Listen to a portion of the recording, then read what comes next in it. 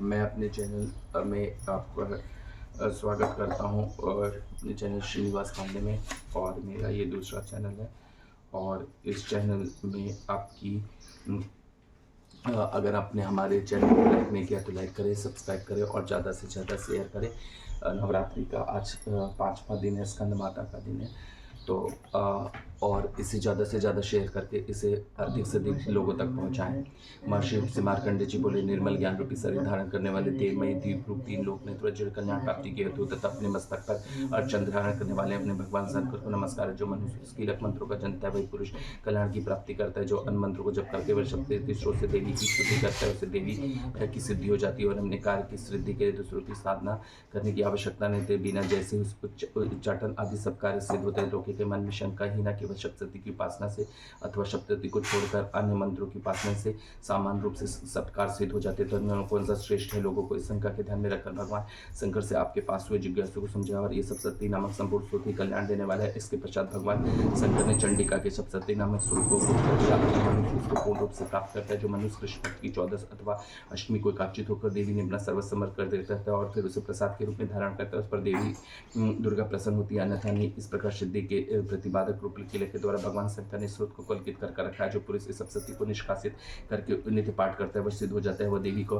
पार्षद होता है। और वह जो गंधर्व करता है सर्वत्र विचरण करने पर जो मनुष्य संसार में कोई डर नहीं होता है, वह अल्प आयु मृत्यु के वश में नहीं पड़ता और मरकर मोक्ष की प्राप्ति हो जाती है। किंतु इस कीलक की विधि को जानकर भी सप्तशती का पाठ करना चाहिए और ऐसा नहीं करता वह नष्ट हो जाता है।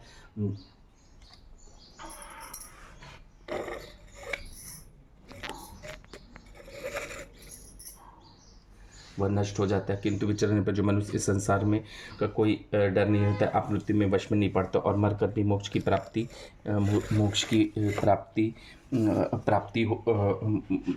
बस में नहीं रहता और मरकर मोक्ष की प्राप्ति होती है। किंतु इस कीलक की विधि को जानकर भी सप्तशती का पाठ करना चाहिए। जो ऐसा नहीं करता और नष्ट हो जाता है। कीलन और निष्कालीन संबंधी जानकारी के पश्चात ये सर्वोत निर्दोष होता है। जो मनुष्य इस निर्दोष स्रोत का पाठ ही आरंभ करते हैं, स्त्रियों में जो स्वभाग आदि दिखाई देते वह सब इस पाठ की कृपा से है। इसलिए कल्याणकारी स्रोत का सदैव पाठ करना चाहिए। इस स्रोत को से पाठ करने से स्वलिक फल की प्राप्ति होती है, इसलिए उस स्वर में ही इसका पाठ करना चाहिए। जिस देवी के प्रसाद में ऐश्वर्य, सौभाग्य, आरोग्य, संपत्ति, शत्रुनाश तथा परम मोक्ष की प्राप्ति होती है, उस देवी की स्तुति मनुष्य को अवश्य करनी चाहिए।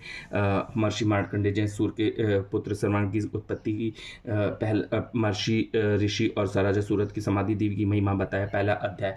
महर्षि मार्कंडेय जी बोले, सूर्य के पुत्र सर्वांग की उत्पत्ति की कथा विस्तार पूर्वक कहता हूँ, सुनो।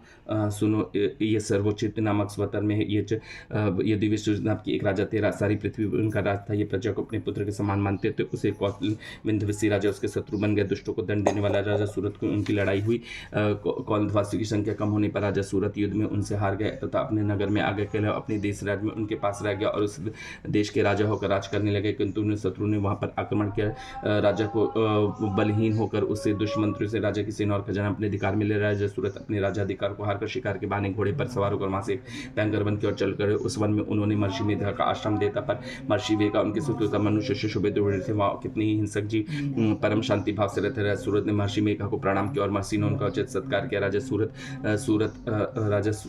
के आश्रम में कुछ समय कट रहे। अपने नगर की ममता के आकर्षण में राजा अपने मन में सोचने लगे, पूर्व काल में पूर्वज युग में जिस नगर को पालन किया तो आज मेरे हाथ से निकल गया। मेरे दुष्ट दुरात्मा मंत्री मेरे नगर की अधर्म की रक्षा कर रहे हैं, ये होंगे यानी मेरा प्रधान हाथी जो सदा मद की वर्षा करने वाला था और शूरवीर था, मेरे वैश्यों के वश में रखा। ना जाने क्या दुख भोग रहा होगा। मेरे आगे करीनों को मेरी कृपा से धन और भोजन पाने में सदैव सुखी रहते थे और मेरे पीछे चलते थे। अब वह निश्चय दुष्ट राजा को अनुसर करते होंगे तथा मेरे दुष्ट और दुरात्मा मंत्री द्वारा बैठी धन का व्यय करने से संचित हुआ मेरा खजाना एक दिन अवश्य खाली हो जाएगा। इस प्रकार की बहुत सी बातें सोचता राजा ने दुखी रहने लगा। एक दिन राजा सूरत ने महर्षि मेघा के आश्रम में निकट एक वैश्य को देखा। राजा ने उनसे पूछा, भाई तुम कौन हो या तुम्हारे आने का क्या है? तो तुम मुझे शोकर अनमने से दिखाई देते हो, तो उसका क्या कारण? राजा के नम्र वचन सुनकर वैश्य ने राजा सूरत को प्रणाम करके राजा वैश्य बोला, राजन मेरा नाम समाधि है, मैं धनियों के कुल में उत्पन्न एक वैश्य हूँ। मेरे दुष्ट स्त्री पुत्रादिकों ने लोग से मेरा सब धन छीन लिया तथा मुझे घर से निकाल दिया।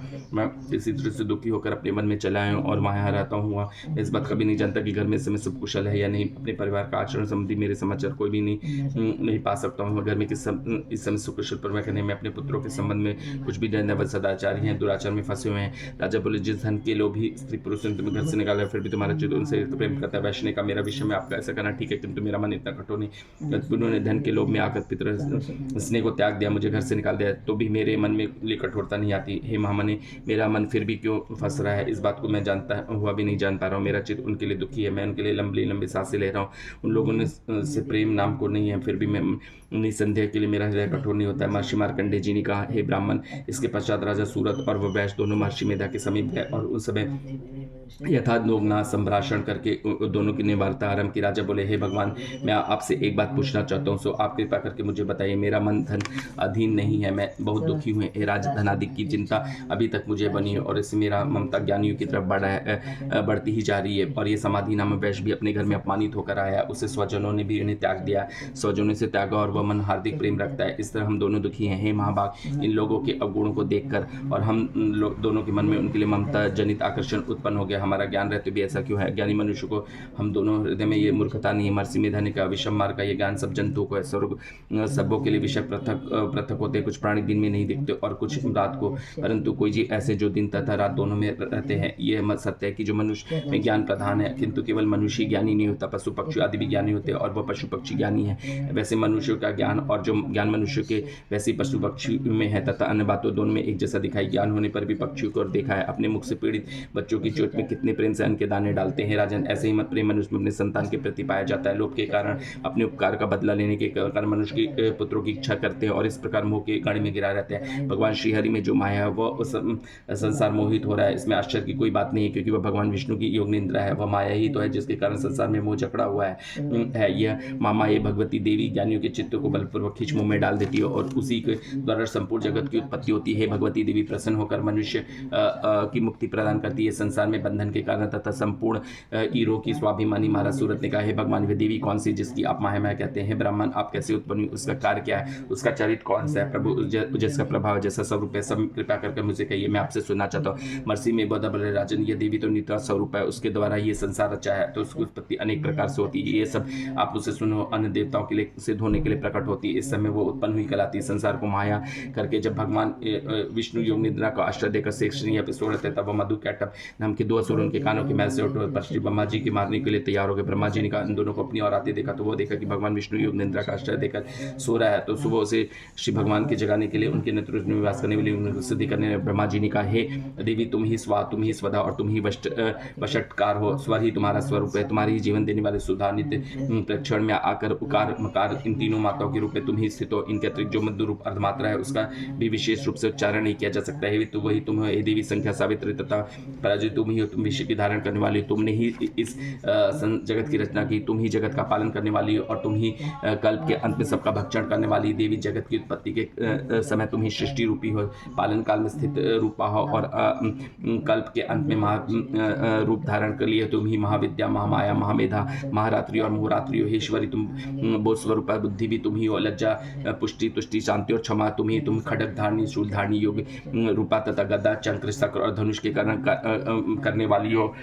बाण, भूषंडी और परिधि तुम्हारी अस्त्र हैं। तुम सौम और सौमंतर ही नहीं बल्कि तुमने जितने भी सौम्य तथा सुंदर वस्तु इस संसार में इन सबसे बढ़कर तुम सुंदर तुम हो और सबसे सुंदर वाली सुंदर तुम ही। हे स्वरूप देवी, जो भी सत असम पदार्थ है उसमें जो शक्ति है वह तुम ही हो। तुम्हारी ऐश्वर्य बस्तर, तुम्हारी स्थिति कौन कर सकता है? इस संसार की सृष्टि, पालन और संहार करने वाली जो भगवान, उनको भी तुम निद्रा के वशीभूत कर दिया है और फिर तुम्हारी स्थिति कौन कर सकता है? तुझे, मुझे, भगवान विष्णु और भगवान शंकर को शरीर धारण करने वाली तुम ही। तुम्हारी स्थिति करने की शक्ति किसमें? हे देवी, तुम ही तो इन उदार भावों के कारण ही प्रशंसनीय हो। मधु और कैटअप जो भयंकर असुर है तुम्हें मुंह में डाल दिए और श्री हरि भगवान विष्णु की जल्दी जगा दो और उनको मार डालने के लिए बुद्धि भी उत्पन्न कर दो। महर्षि मेधा बोले, हे राजन, जब ब्रह्मा जी ने देवी के इस प्रकार स्तुति की करके भगवान को जानने तथा मधु कैटअप को मारने के लिए कहा तो भगवान विष्णु के नेत्र, मुख, नासिका, बाहु, हृदय और वत्सल से निकल श्री ब्रह्मा जी के सामने खड़ी हो गई। इनका ऐसा करने ही भगवान श्री हरि तुरंत जाग उठे और दोनों असुरों को देखा जो कि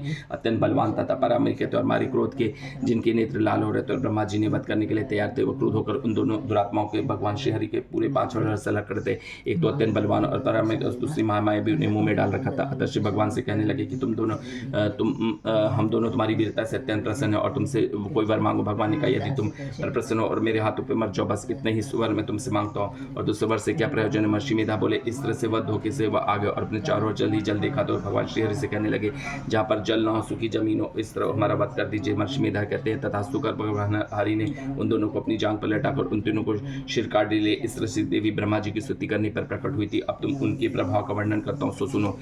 दूसरा अध्याय। देवताओं के तेज से देवी की प्रादुर्भाव और महिषासुर की सेना का वध। महर्षि में बोले, प्राचीन काल में देवताओं पर 100 वर्षों तक घोर युद्ध हुआ था। उसमें स्वर्ग स्वामी महिषासुर तथा देवराज इंद्र देवताओं के नाम थे। इस युद्ध में देवताओं ने सेना परास्त हो गए और इस प्रकार संपूर्ण देवताओं की जीत महिषासुर इंद्र बन बैठा।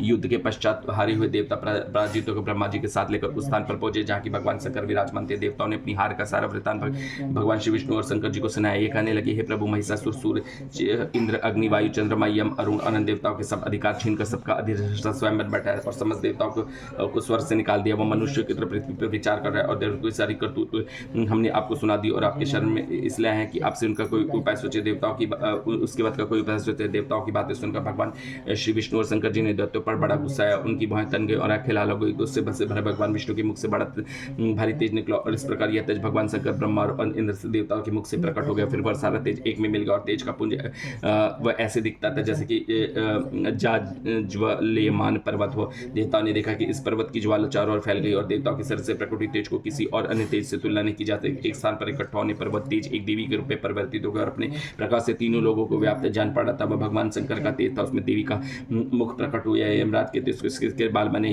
भगवान श्री विष्णु के तेज से उसकी भैजा बनी, चंद्रमा के तेज से दोनों स्थान और इंद्र के तेज से जंघा और पिंडली तथा पृथ्वी के तेज से नितंब भाग बना। ब्रह्मा के तेज से दोनों चढ़ने और असुर के तेज से उनकी उंगलियां उत्पन्न हुई और वसुओं के तेज से हाथों की उंगलियां एवं कुबेर के तेज से नासिका बने। प्रजापति के तेज से उसके दांत और अग्नि के तेज से नेत्र बने। संध्या के तेज से उसकी भौएं और वायु के तेज से उसके कान प्रकट हुए। इस प्रकार उस देवी का प्रादुर्भाव हुआ। महिषासुर को पराजित देवता उस देवी को देखकर अत्यंत प्रसन्न हुए। भगवान शंकर ने अपने त्रिशूल से एक त्रिशूल निकालकर उस देवी को दिया और भगवान विष्णु ने अपने एक चक्र निकालकर उस देवी को दिया। वरुण ने देवी को शंख भेंट दिया। अग्नि ने उसमें शक्ति दी। वायु ने उसे धनुष और बाण दिए। शास्त्र नेत्रों वाले श्रीदेव जी इंद्र ने अपने इंद्र से उत्पन्न वाले वरस दिया और इरावती हाथी ने 1 घंटा तक देवी को भेंट दिया। यमराज उसे कालदंड में एक दंड दिया। वरुण ने यश दिया। प्रजापति स्फटिक की माला दी और ब्रह्मा जी ने उसे कमंडलू दिया। सूर्य ने देवी के समस्त रोमों को अपनी किरणों से तेज भर दिया। कालीन उसे चकमकती ढाल और तलवार दी और उज्ज्वल हार और दिवस्त्र उसे भेंट किया और उसके साथ उसने देव चूड़ामणि दी और कुंडल, कुंकड़, उज्ज्वल अर्चन, बाहों के लिए बाजूबंद, चरणों के लिए नुपुर, गले के लिए सुंदर हंसली और अंगुली के रत्नों की बनी हुई अंगूठिया सीधी विश्वकर्मा ने उसे फरसा दिया। उसके हाथों की कई प्रकार के शस्त्र और प्रवेश के इसके अतिरिक्त उसे कभी न कमलाने वाले सुंदर कमलों की मालाएं भेंट की। समुद्र ने सुंदर कमल का फूल भेंट किया। हिमालय ने सवारी के लिए सिंह और तरह तरह के रत्न देवी को भेंट किए। यक्षराज कबीर ने मधु से भरा हुआ पात्र और शेषनाग ने उसे बहुमूल्य मणियों से विभूषित नागाहार भेंट किया। इस तरह दूसरे देवताओं ने उसे आभूषण और शस्त्र देकर उसका सम्मान किया। उसके पश्चात देवी ने उस स्वर में गर्जना की। उसके इस भयंकर नाद से आकाश को ढूंढा। देवी का उच्च स्वर से किया हुआ सिंह ना समा न सका।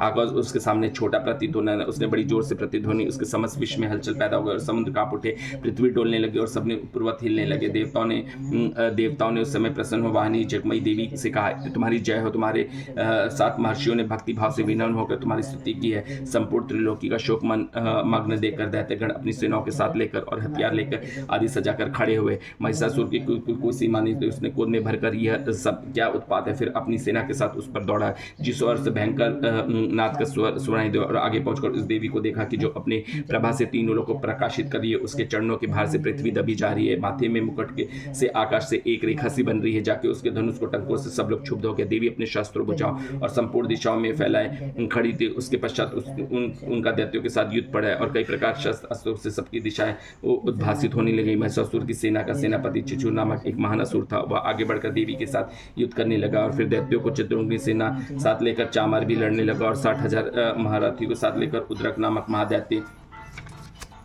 आकर युद्ध करने लगा और महाबनु नामक असुर 1 करोड़ रथियों को लेकर असीलेमा नामक असुर 5 करोड़ सैनिकों को साथ लेकर युद्ध करने लगा। वाशकल नामक असुर 60 लाख असुर के साथ युद्ध में आ गया। विडाल नामक असुर 1 करोड़ सहित लड़ने को तैयार था। इन सबने अतिरिक्त 1 भी 1000 असुर हाथियों को घोड़ा साथ लेकर लड़ने लगे और सबने पश्चिम में ससुर करोड़ों रथों हाथियों और घोड़ों लेकर महादेवी के साथ लड़ने लगा। सभी असुर तोमर, बिंदुपाल, शक्ति, मुशुल, खंडक, फरसों, भट्टियों के साथ रणभूमि के युद्ध के लिए युद्ध करने लगे और शक्ति फेंकने लगे और शस्त्रादि पश्चात सब दैत्य अपनी तलवारें हाथ में लेकर देवी की ओर दौड़े और मार डालने का उद्योग करने लगे, मगर देवी ने क्रोध में भरकर खेल ही खेल में उसके सबको शस्त्रों को काट दिया। उसके पश्चात ऋषि और देवताओं ने देवी की स्तुति आरंभ कर दी और वो प्रसन्न होकर ससुर के सिर पर अस्त्रों की वर्षा करती रही। देवी का वाहन भी क्रोध में भरकर दैत्य ने उसको विचार करने जैसे वन में दावानल फैल रहा है। युद्ध का तो देवी क्रोध से भरा जितने श्वासों को छोड़ा वो तुरंत ही सैकड़ों हजारों गणों के रूप में परिवर्तित हो गए। फरसे, भिंदी, पाल, खड्ग तथा फटिश इत्यादि शस्त्रों के साथ दैत्य युद्ध में करने लगे।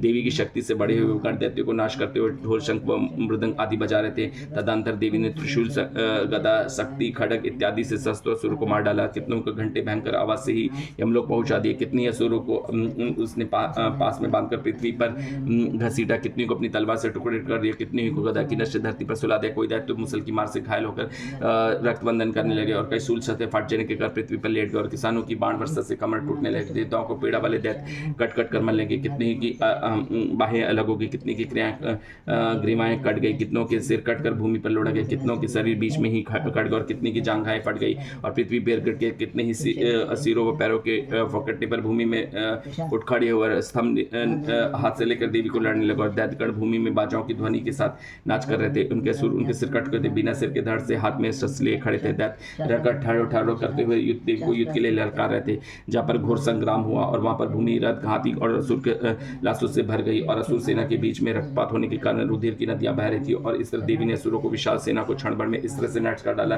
जैसे तृण काष्ठ के बड़े समूह को अग्नि नष्ट कर डालती है। और देवी का सिंह भी गर्दन के बालों को हिलाता रहा और बड़ा शब्द करता हुआ असुरों को शरीर को मानो उसके प्राणों को ढूंढा था। जहाँ देवी की गणों ने जब दैत्यों के साथ युद्ध प्रारंभ किया, देवताओं ने प्रसन्न होकर आकाश में उन पर पुष्प वर्षा की।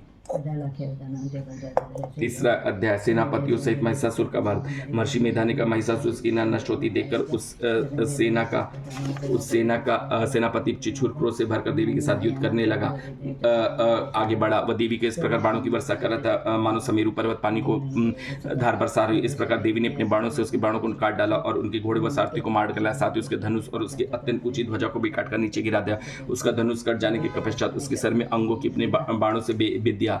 धनुष, घोड़ और सारथी के नष्ट हो जाने पर असुर ढाल और तलवार लेकर देवी की तरफ बढ़ा। उस अपनी तीक्ष्ण धार वाली तलवार से देवी के सिंगों के मस्तक पर प्रहार किया और वह बेग से बजी भूंगा पर वार किया, किंतु देवी की बाई भुजा को छूते ही उस दैत्य को तलवार टूटकर दो टुकड़े में हो गए। इसके दैत्य ने सुकोध भरकर शूल हाथ में ले लिया और उसे मृतकाली देवी की ओर फेंका। देवी की और आता देख वह शूल आकाश में गिरते हुए सूर्य के समान प्रज्वलित हो लगा। उस शूल को अपनी और आते देखकर देवी ने भी शूल छोड़ा और महिषासुर के शूल के 100 टुकड़े कर दिए और साथ ही उस असुर को प्राण भी हर लिए। चिछुर के मारे और देवताओं के दुख वाली चामर नामक दैत्य हाथी पर सवार होकर देवी से लड़ने के लिए आया और उसने आने के साथ ही शक्ति से प्रहार किया, किंतु देवी ने अपने हुंकार से उसे तोड़कर पृथ्वी पर डाल दिया। शक्ति को टूटा देख दैत्य के क्रोध से लाल होकर शूल को चलाया, किंतु देवी ने उसे भी काट दिया। इतने में देवी की सिंह उछलकर हाथी के मस्तक पर सवार हो गया और दैत्य के साथ बहुत ही तीव्र युद्ध करने लगा और वो दोनों लड़ते हुए हाथी पर से पृथ्वी पर आ गिरे और दोनों बड़े क्रोध से लड़ने लगे। फिर सिंह बड़े जोर से आकाश की ओर उछला। जब पृथ्वी की ओर आया तो उसने अपने पंजे से चमार को सिर धड़ से अलग कर दिया। क्रोध से भरी देवी ने शीला और पक्ष आदि की चेष्टा से उद्रक को भी मार दिया। कराल को दांतों, मुख और थप्पड़ों से चूर्ण कर डाला। क्रोध हुई देवी ने गदा के प्रहार से उद्धव के दैत्य को मार गिराया। बिंदपाल से वाष्पाल को बाणों से ताम्र और अंधक को मौत के घाट उतार दिया। तीनों यतुवल परमेश्वर त्रिशूल से उग्रास से उग्रवीर और महाहनु नामक राक्षसों को भी मार गिराया। उसने अपनी तलवार से बिडाल नामक दैत्य का सिर काट डाला और अपने बाणों से दूधर और दुर्मुख को यमलोक पहुंचा दिया। इस प्रकार सब महिषासुर ने देवी भरी सुनों का नष्ट कर दिया तो भैंसे का रूप धारण कर देवी के गढ़ों को दुख देने लगा। उन गढ़ों को कितने ही को मुख्य प्राण से, कितने को खुरों से और कितने को पूछ से, कितने को सिंगों से और बहुतों को दौड़ने के वेग से, अनेकों सिंहनाद से, कितने को चक्कर देकर और कितने को श्वास वायु के झोंके से पृथ्वी पर गिरा दिया। दैत्य सब प्रकार गढ़ों को सेना को गिराकर देवी के सिंह को मारने के लिए दौड़ा। इस पर देवी को बड़ी दैत्य भी क्रोध से भरकर धरती को खुरों को खोदने लगा था। सिंगों से पर्वतों को उखाड़ कर धरती पर फेंकने का और मुख से शब्द करने लगा। महिषासुर के वेग से चक्कर देने के कारण पृथ्वी क्षुब्ध होकर फटने लगी। उनकी पूंछ से टकराकर समुद्र चारों ओर फैलने लगा। हिलते हुए सिंगों के गाछ से मेघ खंड खंड हो गए और श्वास में आकरण से उड़ते हुए पर्वत फटने लगे। इस तरह क्रोध से भरे हुए राक्षस को चंडिका ने भी क्रोध आ गया और वो उसके मारने के लिए क्रोध से भर गई। देवी ने पाश फेंकर दैत्य को बांध दिया और अपने बांध जाने पर वह दैत्य का रूप त्याग दिया और सिंह का रूप बना लिया और जय ही देवी उसका सिर काटने को तैयार हुई कि उसने पुरुष का रूप बना लिया, जो कि हाथ में तलवार लिए देवी के तुरंत ही अपने बाणों के साथ उस पुरुष को लेकर तलवार जाय से बीध डाला। इसके पश्चात वो हाथी रूप में दिखाई देने लगा और अपनी लंबी सूंड से देवी को सिंह को खींचने का और गर्जने का। देवी ने अपनी तलवार से उसकी सूंड काट डाली। तब राक्षस ने एक बार फिर भैंसे का रूप धारण कर लिया और पहले की तरह चर्चा जीव से त्रिलोकी को व्याकुल करने लगा। उसके पश्चात से भरी देवी ने बारंबार उत्तम मधु का पान करने लगी और लाल नेत्र कर हंसने लगी। उधर बलवीर तथा मद में क्रुद्ध हुआ दैत्य भी गरजने लगना, अपने सिंगों की देवी पर पर्वतों की ओर फेंकने लगा। देवी अपने बाणों से फेंकते पर्वतों को चूर्ण करती बोली, हे ओ मूढ़, जब तक मैं मधुपान कर रही तब तक तू गरज ले और इसके पश्चात मेरे हाथों से मृत्यु हो जाने पर देवता गरजेंगे। महर्षि मेधा ने यूं कहकर देवी उछल कर दैत्य पर जा चढ़ी और अपने पैर से दबाकर शूल से उसके गले को आघात किया। देवी के पैर से दबने पर वह दैत्य दूसरे रूप में अपने मुख से बाहर आने लगा। वह आधा ही बाहर निकला कि देवी ने अपने प्रहार से उसे रोक दिया और वह आधा निकला हुआ ही दैत्य युद्ध करने लगा तो देवी ने अपनी तलवार से उसका सिर काट दिया। उसके पश्चात सारी राक्षस सेना हाहाकार करती वहीं से भाग खड़ी हुई। सारे देवता अत्यंत प्रसन्न हुए तथा ऋषि महर्षियों से देवी की स्तुति करने लगे। गंधर्वराज गान करने लगे, अप्सराएं नृत्य करने लगी। तीसरा अध्याय खत्म। अब चौथा अध्याय प्रारंभ। इंद्रादि देवताओं द्वारा देवी की स्तुति। महर्षि बोधा बोले, देवी ने जब पराक्रमी दुरात्मा महिषासुर को मार गिरा तो असुरों ने सेना को मार गिरा। तब इंद्रादि समस्त देवताओं ने अपने सिर को झुकाकर भगवती की स्तुति करने लगे। जिस देवी ने अपनी शक्ति से वह जगत व्याप्त किया था, जो संपूर्ण देवता तथा महर्षि की पूजनीय है, उस अंबिका को उस भक्तिपूर्वक नमस्कार करते हैं। वह सत्य का कल्याण करे। जिस अतुल प्रभाव के बल को वर्णन भगवान विष्णु, शंकर और ब्रह्मा जी नहीं कर सके, वह चंडिका इस संपूर्ण जगत को पालन करे है, अशुभ भय का नाश करे। पुरात्माओं के घरों से तुम स्वयं लक्ष्मी हो और पापियों के घर से तुम लक्ष्मी रूप हो और सतकुल से उत्पन्न होने वाले के लिए तुम लज्जा रूप लेकर उनके घरों में निवास करती हो। हम दुर्गा भगवती को नमस्कार करते हैं। हे देवी, इस विश्व का पालन करो। हे देवी, तुम्हारे अचिंत रूप का इस प्रकार वर्णन करे। असुरों का नाश करने वाली भारी पराक्रमाता समस्त देवताओं और दैत्यों के विषय में जो तुम्हारी पवित्र चरित्र हम किस प्रकार वर्णन करें। हे देवी, त्रिगुणात्मा होने पर तुम संपूर्ण जगत की उत्पत्ति का कारण हो। हे देवी, भगवान विष्णु, शंकर आदि किसी भी देवता ने तुम्हारा पार नहीं पाया। तुम सबकी आश्रय हो। यह संपूर्ण जगत में तुम्हारे ही अंश रूप है, क्योंकि तुम सबकी आदिभूत प्रकृति हो। हे देवी, तुम जिस नाम से उच्चारण से संपूर्ण यज्ञों को सब देवता तृप्ति लाभ करते हैं, तुम स्वाहा तुम ही हो। इसके अतिरिक्त तुम पितरों की तृप्ति का कारण हो, इसलिए तुम आप स्वधा कहते हैं। हे देवी, हम विद्या के जो मोक्ष देने वाली हो, जो अचिंत्य महाज्ञान स्वरूपा है, तत्वों के मार्ग को वश में करने वाली, संपूर्ण दोषों को दूर करने वाली, मोक्ष की इच्छा वाले मनुजन जिनका अभ्यास करते हैं, वह तुम ही हो। तुम वाणी रूप हो और दोष रहित ऋग तथा यजुर्वेदों को एवं उदिगात और सुंदर पदों के पाठ करने वाले सामवेद की आश्रय तुम ही हो। तुम भगवती हो। तुम विश्व की उत्पत्ति पालन के लिए तुम वार्ता के रूप में प्रकट हुई। तुम संपूर्ण संसार को पीड़ा देने वाली हो। हे देवी, जिससे सारे शस्त्रों को मार जाना जाता है, वह मेधा शक्ति तुम ही हो और दुर्गम भवसागर से पार करने वाली नौका भी तुम ही हो। लक्ष्मी रूप से विष्णु भगवान के हृदय में निवास करने वाली और भगवान महादेव द्वारा सम्मानित गौरी देवी तुम ही हो। मंद मुस्काने वाले निर्मल पूर्णचंद्र बिंब के समान और उत्तम सुमन को मनोहर कांति से कामनी तुम्हारे मुख को देखकर भी महिषासुर क्रोध से भर गया था। ये सब बड़े आश्चर्य की बात है। हे देवी, तुम्हारी यह मुख और क्रोध से भर गया तो उदय काल के चंद्रमा की भांति लाल हो गया और तनि भौ के कारण विकराल रूप हो गया। उसे देखकर भी महिषासुर के श्री प्राण नहीं निकल गए। ये बड़ी आश्चर्य की बात है। आपकी कुपित मुख से दर्शन करके भला कौन जीवित रह सकता है। हे देवी, तुम हमारे कल्याण के लिए प्रसन्न हो। आपके प्रसन्न होने से जगत का अभ्युदय होता है और आप क्रुद्ध हो जाती है तो कितनी ही कुलों का सर्वनाश हो जाता है। हमने कभी अभी जाना है जब तुमने महिषासुर को बहुत बड़ी सेना को देखते देखते मार गया तो हे देवी, सारे अभ्युदय प्रताप देने वाले तुम जिस पर प्रसन्न हो जाती हो वही देश सम्मानित होता था और धन यश की वृद्धि होती है और उनका धर्म सभी शिथिल नहीं होता और उनके यहाँ अधिक पुत्र और नौकर होते हैं। हे देवी, तुम्हारे के पास धर्मात्मा पुरुष प्रतिदिन श्रद्धापूर्वक यह करता है और धर्मात्मक आचरण करता है और उनके प्रभाव से सरलोक को जाता है, क्योंकि तुम तीनों लोगों से मनवांछित फल देने वाली हो। हे माँ दुर्गे, तुम स्मरण करने पर संपूर्ण जीवों को भय नष्ट कर देती हो, जो स्थिर चित्त वालों के द्वारा चिंतन करने पर उन्हें और अत्यंत मंगल देती हो। हे दारिद्र दुख नाशिनी देवी, तुम्हारे सिवा दूसरा कौन है। तुम्हारा चित्त सदा दूसरों को उपकार में लगा रहता है। हे देवी, तुम शत्रुओं को इसलिए मारती हो कि उनके मारने से दूसरों को सुख मिलता है। वह चाहे नरक में जानने के लिए चिरकाल तक पाप करते रहो, किंतु तुम्हारे साथ युद्ध करके सीधे स्वर्ग को जाएं, इसलिए तुम उनका वध करती हो। हे देवी, क्या तुम दृष्टिघात मात्र से समस्त असुर को भस्म नहीं कर सकती? अवश्य कर सकती हो, किंतु तुम्हारा शत्रुओं को शत्रु के साथ मारना इसलिए यह है कि शास्त्रों के द्वारा मारकर भी स्वर्ग को जावे। इस तरह हे देवी, उन शत्रु के प्रति भी तुम्हारा विचार उत्तम है। हे देवी, तुम्हारे उग्र खड़क की चमक से और त्रिशूल की नोक से, कांति की किरणों से असुरों की आंखें फूट नहीं पाई। इसका कारण यह है कि वह किरणों से ही शोभायान तुम्हारे चंद्रमा के समान आनंद प्राप्त करने वाले सुंदर मुख को और देख रहे हैं। हे देवी, तुम्हारे शील पूरे वृतांत को दूर करने वाला है और सबसे अधिक तुम्हारा रूप जो न केवल तुम्हारे चिंतन में आ सकता है और नहीं तुम्हारा दूसरों से कभी तुलना की जा सकती। तुम्हारा बल वह पराक्रम शत्रु को नाश करने वाला है। इस तरह तुमने शत्रु पर भी दया प्रकट की है। हे देवी, तुम्हारे बल को किसके साथ बराबरी की जा सकती है तथा शत्रु को भय देने वाली देवी, इतना सुंदर रूप और किसका है। हृदय से कृपा और युद्ध से निष्ठुरता, ये दोनों बातों तीनों लोक में तुम्हीं से देखने को आई है। हे माता, युद्ध भूमि में शत्रु कुमार को तुमने इस स्वर्ग लोक में पहुंचाया है। इस तरह तीनों लोगों को तुमने रक्षा की तथा उन उन्मत्त असुरों से जो तुमने भय था उसको भी तुमने दूर किया है। वो तुमको तुम्हारा नमस्कार है। हे देवी, तुम सूल और खड़क की से तुम्हारी रक्षा करो और घंटे की ध्वनि और धनुष के टंकोर से हमारी रक्षा करो। हे चंडी के, आप अपने शूल को घुमाकर पूर्व पश्चिम उत्तर तथा दक्षिण समय हमारी रक्षा करो। तीन लोकों में जो तुम्हारे सौम्य रूप तथा घोर रूप है उसे तुम्हारी रक्षा करो तथा इस पृथ्वी की रक्षा करो। हे अंबिके, आपके कर पर लवों से जो खड़क, शूल और गदा आदि शस्त्र शोभा पा रहे हैं उनसे हमारी रक्षा करो। महर्षि बोले कि इस प्रकार जब सब देवताओं ने अपने जगत माता भगवती की स्तुति की और चंदनवन के पुष्पों तथा गंध अनुपलों द्वारा पूजन किया और फिर सबने मिलकर उस सुगंधित व दीप धूपों द्वारा उनके सुगंधित निवेदन की, तब देवी ने प्रसन्न होकर कहा, हे देवता, तुम सब मुझसे मन वांछित वर मांगो। देवता बोले, हे भगवती, तुमने हमारा सब कुछ कार्य कर लिया, अब हमारे लिए कुछ भी मांगना बाकी न रहे, क्योंकि तुमने हमारे शत्रु महिषासुर को मार गिराया। हे महेश्वरी, तुम इस पर भी यदि तुम्हें कोई वर देना चाहती तो बस इतना दे दो कि जब तक हम आपका स्मरण करें तब तक आप हमारी विपत्तियों को हरण करने के लिए हमें दर्शन दिया करो। हे अंबिके, जो भी कोई तुम्हारी स्तुति करे तुम उनको चित्त, समृद्धि और वैभव दोनों के साथ ही उसके धन और स्त्री आदि संपत्ति बढ़ावे, सदा हम पर प्रसन्न रहो। महर्षि बोले, हे राजन, देवताओं ने जब जगत के लिए तथा अपने इस प्रकार प्रसन्न किया है तो बस तथा सुख कर देवी अंतर्धान हो गई।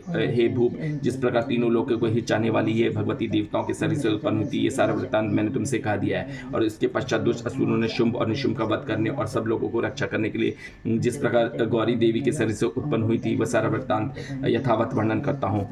5वां अध्याय, देवताओं के द्वारा देवी की स्तुति। महर्षि मेधाने बोले कि पूर्व काल में शुंभ निशुंभ नामक असुर ने अपने बल से मंद से इंद्र का त्रिलोकी का राज और यज्ञों के भाग छीन लिए थे और वह दोनों इस प्रकार सूर्य, चंद्रमा, धर्मराज और वरुण के अधिकार भी छीन लिए स्वयं उसका उपयोग करने लगे। वायु और अग्नि का कार्य भी वही करने लगे और इसके पश्चात उन्होंने जिन देवताओं का राज छीना था उसे अपने अपने स्थान से निकाल दिया होता। इस तरह अधिकार छीने हुए तथा दैत्यों द्वारा निकाले गए देवता अपराजिता देवी का स्मरण करने लगे कि देवी ने हमको वर दिया था कि मैं तुम्हारी संपूर्ण विपत्तियों को नष्ट करने के लिए रक्षा करूंगी। ऐसा विचार कर सब देवता हिमालय पर गौरव भगवती विष्णु माया की स्थिति करने लगे। देवताओं ने कहा, देवी को नमस्कार है, शिव को नमस्कार है, प्रकृति और भद्रा को नमस्कार है, हम लोग रौद्र, नित्या और गौरी को नमस्कार करते हैं। जो स्नामयी चंद्र रूपणी व सुख रूपा देवी को निरंतर नमस्कार है। शरणागत को कल्याण देने वाली वृद्धि और सिद्धा रूपा देवी को हम बार बार नमस्कार करते हैं। और नेत्रकृति राजाओं को लक्ष्मी तथा सर्वाणी को नमस्कार है। दुर्गा को दुर्ग स्थलों पर पार करने वाली दुर्गा, पारा को सारा सर्वकारणी ख्याति, कृष्णा और ध्रुव देवी को सदैव नमस्कार है। अत्यंत सौम और अत्यंत रौद्र रूपों को हम नमस्कार करते हैं। अरे हमारा बारंबार प्रणाम है। जगत की आधारभूत कृति देवी को बार बार नमस्कार करते हैं। जिस देवी की प्राणी मात्र विष्णु माया कहते हैं उसको नमस्कार है, उसको नमस्कार है, उसको नमस्कार है। जो देवी संपूर्ण प्राणियों की चेतना कहलाती है उसको नमस्कार है, उसको नमस्कार है, उसको नमस्कार है। जो देवी संपूर्ण प्राणियों से में बुद्धि रूप से स्थित है उसको नमस्कार है, उसको नमस्कार है, उसको नमस्कार है। जो देवी सब प्राणियों में निद्रा रूप में विराजमान है उसको नमस्कार है, उसको नमस्कार है, उसको नमस्कार है। जो देवी संपूर्ण प्राणियों की क्षुधा रूप में विराजमान है उसको नमस्कार है, उसको नमस्कार है, उसको नमस्कार है। जो देवी संपूर्ण प्राणियों में छाया रूप में स्थित है उसको नमस्कार है, उसको नमस्कार है, उसको नमस्कार है। जो देवी प्राणियों में शक्ति के रूप में स्थित है उसको नमस्कार है, उसको नमस्कार है, उसको नमस्कार है। जो देवी संपूर्ण प्राणियों में कृष्णा रूप में स्थित है उसको नमस्कार है, उसको नमस्कार है, उसको नमस्कार है। जो देवी सब प्राणियों में शांति रूप से स्थित है उसको नमस्कार है, उसको नमस्कार है, उसको नमस्कार है। जो देवी सब प्राणियों में जाति रूप में स्थित है उसको नमस्कार है, उसको नमस्कार है, उसको नमस्कार है। जो देवी सब प्राणियों में लज्जा रूप में स्थित है उसको नमस्कार है, उसको नमस्कार है, उसको नमस्कार है। जो देवी सब प्राणियों में शांति रूप में स्थित है उसको नमस्कार है, उसको नमस्कार है, उसको नमस्कार है। जो देवी संपूर्ण प्राणियों में श्रद्धा रूप में स्थित है उसको नमस्कार है, उसको नमस्कार है, उसको सबको नमस्कार।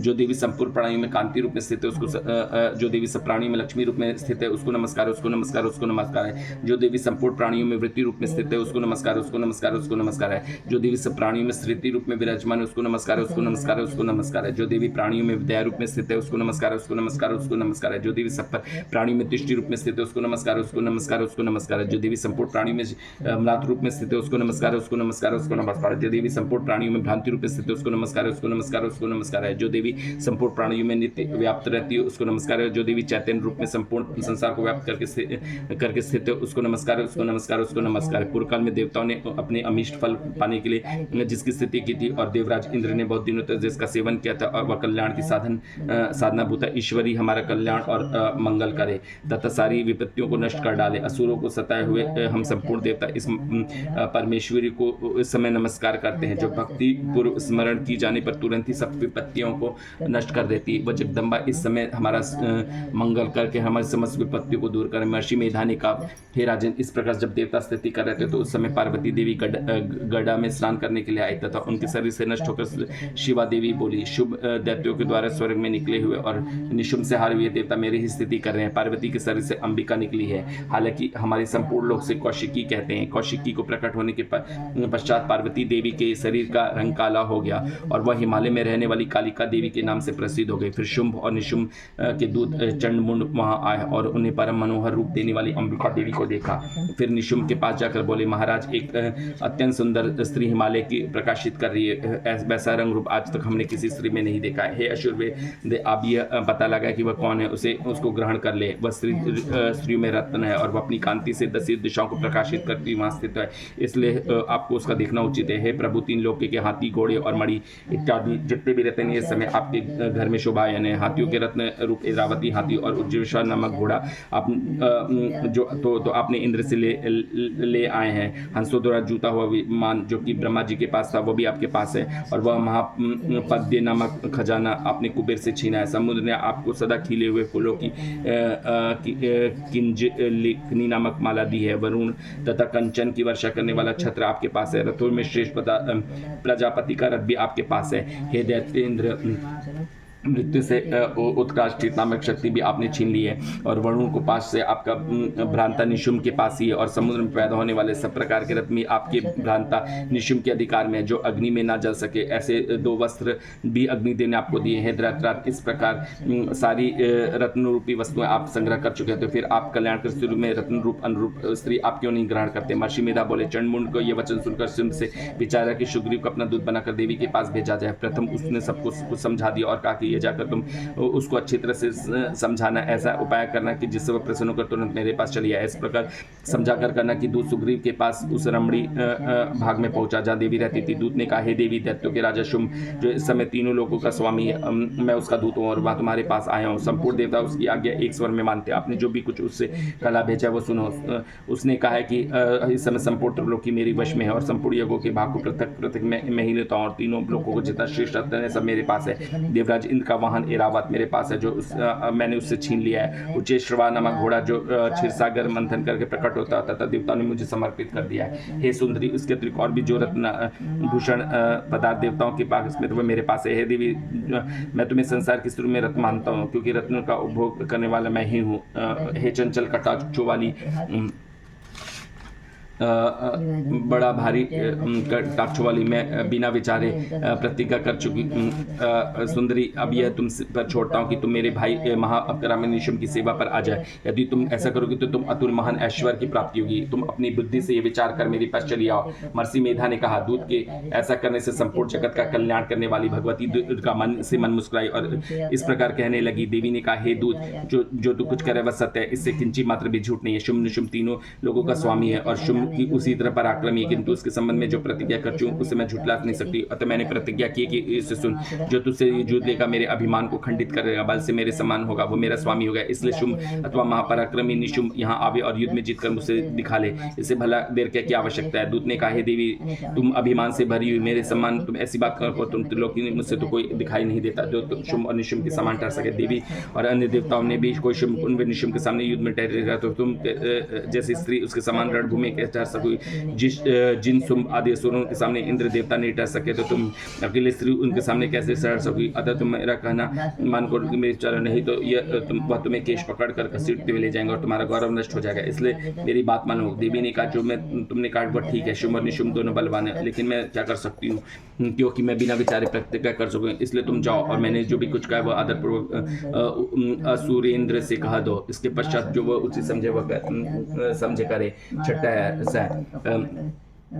धूम्रलोचन महर्षि मेधा ने कहा, देवती की बात सुनकर दूत क्रोध से भरा हुआ वहां उसे असुरेंद्र के पास पहुंचा और सारवृतन को दूत की बात सुनकर असुरेंद्र का क्रोध से पारावार न रहा और अपनी सेनापति धूम्रलोचन से कहा, धूम्रलोचन तुम अपनी सेना से श्री वहां जाओ और उस दुष्टा के केशों को पकड़कर घसीटते हुए यहाँ ले आओ। तुम उसकी रक्षा के लिए कोई दूसरा खड़ा हो तो चाहे वह देवता या अथवा गंधर्व क्यों ना, उसे भी अवश्य मार डालना।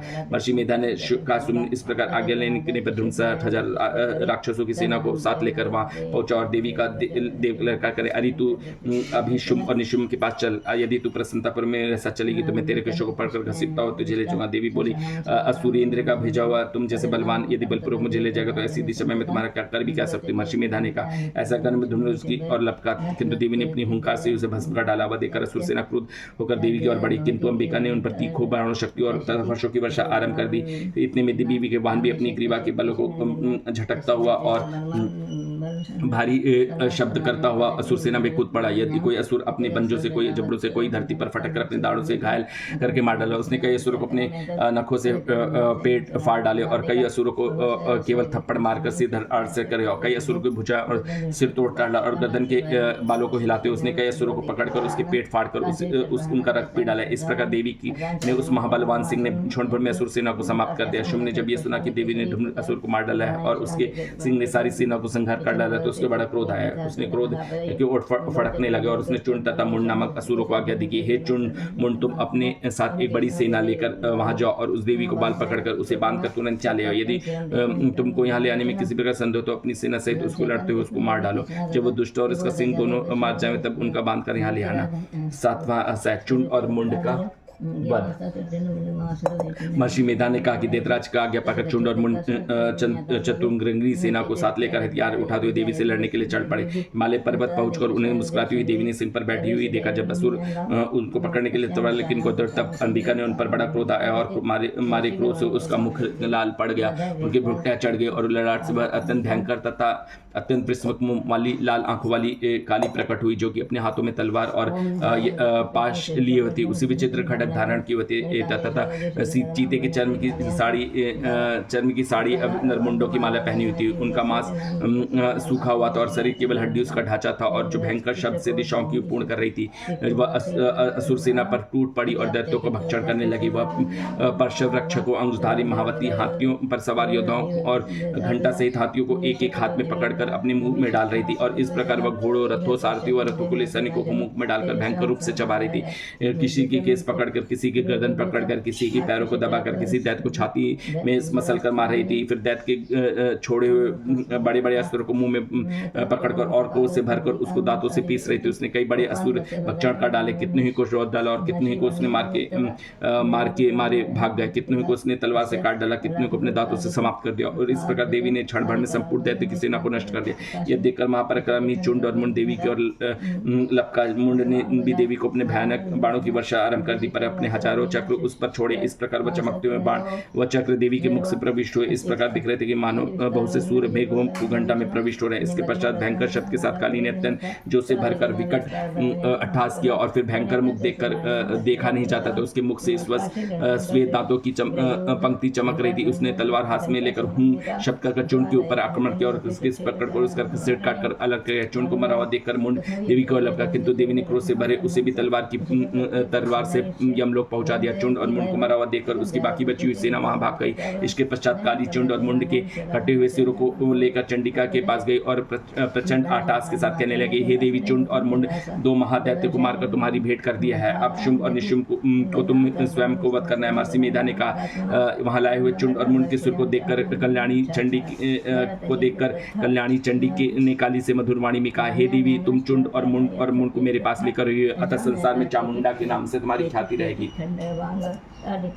8वां अध्याय रक्त बीज वध। महर्षि मेधानी का चंड और मुंड असुरों के मारे जाने से और भी बहुत सेना को नष्ट जाने से असुर के सेना से युक्त होकर अमृतसर सेना को युद्ध के लिए तैयार होने की आज्ञा दी। उसने कहा अब उदादू नामक 86,000 असुर सेनापति अपनी सेनाओं के साथ युद्ध के लिए जाए और कंबू नामक 84 सेनापति भी युद्ध के लिए जाए और कोटिवीर नामक 85 सेनापति और धूम्र कोलू नाम के 100 सेनापति प्रस्थान करें। कालक दोहद मौर्य काल के यह दैत्य भी मेरी आज्ञा से सच कर युद्ध के लिए कूच करें। भयानक शासन करने वाले असुरों का स्वामी शुंभ इस प्रकार आज्ञा लेकर बड़ी सेना के साथ युद्ध के लिए चला।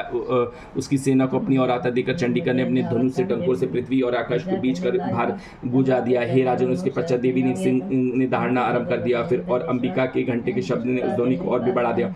धनुष की टंकोर, शेर की दहाड़ और घंटे की शब्द से पृथ्वी और आकाश के बीच का भाग बुझ उठा और उसके साथ ही देवी ने अपने मुख की और भी भयानक बना दिया। ऐसे भयंकर शब्द को देखकर राक्षसी सेना ने देवी तथा सिंह के चारों ओर से घेर लिया। हे राजन, इस प्रकार दैत्यों के नाश के लिए देवताओं ने हित के लिए ब्रह्मा, शिव, कार्तिकेय, विष्णु तथा इंद्रादि देव की शक्ति अजय और तन पराक्रम और बल उनके सर से निकलकर उसी रूप में चंडिका देवी के पास गए। जिस देवता का जैसा रूप था, जैसे आभूषण थे और जैसा वाहन था, वैसे ही रूप, आभूषण और वाहन लेकर उन देवताओं ने शक्ति और दैत्यों से युद्ध करने के लिए आई।